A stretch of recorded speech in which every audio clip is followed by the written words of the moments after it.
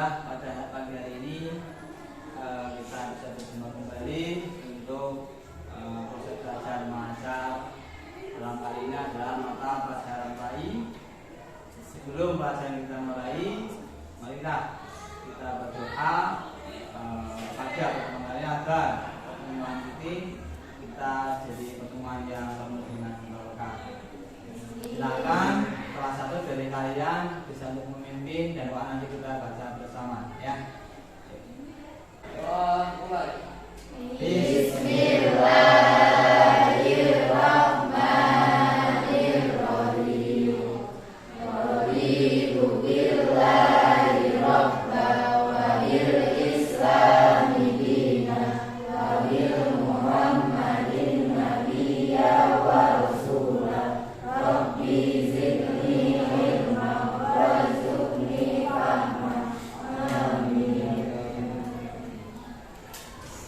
Sebelum materi kita mulai, terlebih dahulu akan saya absensi dulu keberangkatan siswa. Pada kali ini kita akan membahas tema tentang meniti hidup dengan kemuliaan. Apa itu meniti hidup dengan kemuliaan? Hidup mulia adalah dambaan setiap manusia. Mungkin caranya ya, cara untuk meraih hidup mulia. Hidup mulia itu sendiri apa sih? Yang mau kalian pahami selama ini? Cara lagi itu berubah dan kebaik. Intinya kepengen hidup mulia. Hidup mulia apa sih? Caranya. Jadi cara-cara, jadi intinya ya cara-cara orang akan meraih hidup muliaannya gitu. Yang mana materi kita kali ini memiliki beberapa tujuan. Pada pertemuan pertama ini ada beberapa tujuan. Tujuan yang pertama menelaah surat Al-Hujurat ayat 10 dan Al-Hujurat ayat 12 serta hadis-hadis terkait tentang kontrol diri, mujahadatun nafs, tentang prasangka baik, tentang bersabar. Yang kedua, tujuan kita dari KD yang tadi, KD yang ada ini adalah menyimpulkan makna dari Quran surat Al-Hujurat ayat 10 dan ayat 12 yang kaitannya dengan kontrol diri, husnudzon dan bersaudara. Yang ketiga, menyimpulkan pesan.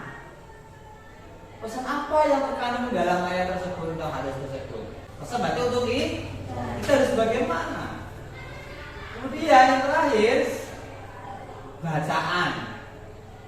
Hukum bacaan yang terkait dengan ayat yang ada kaitan dengan kehidupan mulia. Itu dengan melakukan kontrol diri, mujahadatun nafs dan hukum. Itu tujuan kita. Dan tujuan ini sudah dengan indikator. Apa saja dengan KD yang harus kita pahami kali ini. Apa KD-nya? Menganalisis. Dianalisis ayatnya surat Al-Hujurat ayat 10 dan 2 tentang hadis juga yang terkait dengan tema ini. Yang kedua, membaca. Tentunya baca dengan baik dan benar sesuai hukum bacaan hukum bacaan Al-Qur'an dalam hal ini adalah dengan tajwid. Yang ketiga, kalian bisa menghubungkan kualitas iman seseorang dengan kontrol diri. Contoh berikutnya ada hal-hal yang Rasul yang terkait dengan apa yang dilakukan orang muslim pada muslim yang lain. Hak-hak muslim pada muslim yang lain. Selesai ini beberapa tampilan. Silakan dari tampilan tersebut nanti kalian diskusikan beberapa permasalahan yang muncul untuk kalian diskusikan ya dari tampilan tersebut. Tampilan kali ini Bapak akan membawa pembelajaran model dengan model saintifik tentunya, jadi learning. Tunggal ini menuntut siswa memahami konsep, memahami arti, hubungan melalui intuitif ya, yang akhirnya nanti sampai pada kesimpulan. Ini namanya model distance learning. Sehingga menuntut siswa itu harus lebih aktif di dalam pembelajaran ini. Oke, untuk biar lebih aktif lagi, silakan kelompok ini kelas ini kita bagi menjadi beberapa kelompok. Ya, ada 15 anak kita bagi menjadi 3 kelompok untuk mendiskusikan beberapa permasalahan tentang tujuan tadi yang sesuai dengan KD yang saya bacakan. Paham ya? Untuk memahami, kali ini ada 3 poin tadi yang perlu kita pahami. Ada pesan, ada identifikasi, ada makna terkandung. Saya pengen dari itu dibagi 3 kelompok. Kelompok ini nanti akan masing-masing menyimpulkan dari masalah yang ada dalam materi kita. Diskusikan pada kali ini dengan kelompok kalian masing-masing tentang masalah tersebut sesuai dengan bahasa tadi. Kelompok 1 tadi ya, ada apa masalah tadi? Menyimpulkan makna. Kelompok 2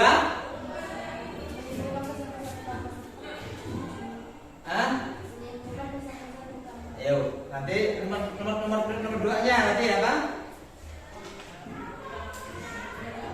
Menyimpulkan tajwid tadi ya? Oh, boleh. Udah, berarti menyimpulkan pesan-pesan. Yang ketiga adalah sudah tajwid. Oh ya, udah ya.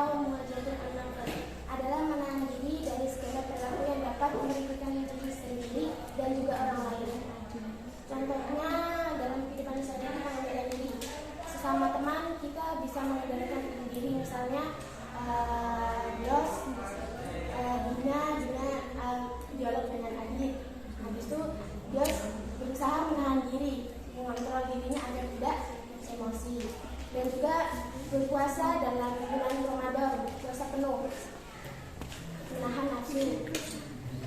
Yang kedua itu adalah husnudon atau berprasangka baik. Berprasangka baik itu ada 3, yaitu berprasangka baik kepada Allah, berprasangka baik kepada orang. Bismillahirrahmanirrahim. Innamal mu'minuna ikhwatun fa'aslihu baina akhawaykum wattaqullaha la'allakum turhamun.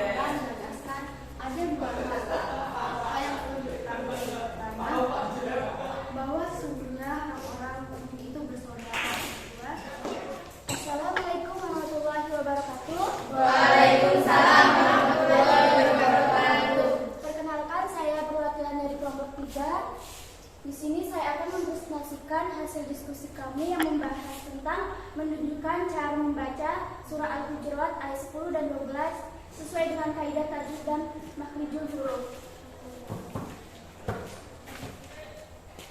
Di sini saya akan membahas hukum tajwid yang terkandung dalam surah Al-Qur'an saja. Contoh bacaannya yaitu wala tajassasu. Yang kedua idgham syamsiyah, yang berarti huruf al ketika ditulis kelihatan dan ketika dibaca tidak tampak.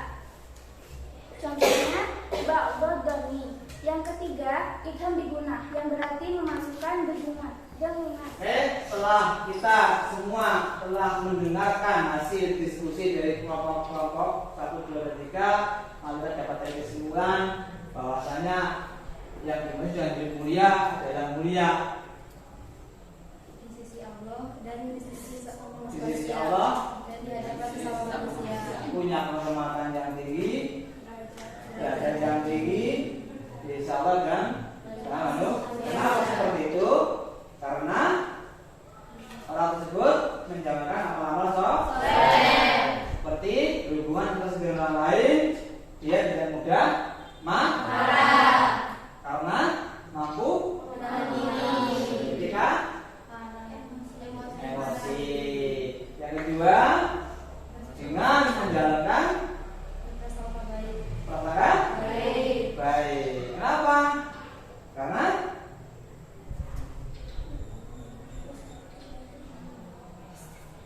orang yang kita lihat buruk belum tentu itu buruk. Mungkin kita lebih buruk. Sehingga dalam kehidupan interaksi sama manusia akan lebih nyaman, damai, dan tidak memandang rendah orang lain.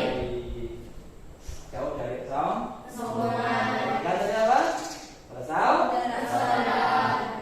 Dengan persaudaraan kita bisa mulia di hadapan orang lain karena suka menolong. Entah itu persaudaraan atas nama adiliyah, yaitu agama sesama agama, entah itu atas nama satu tanah air di bangsa dan negara, ataupun satu sesama manusia, sama-sama ciptaan Allah.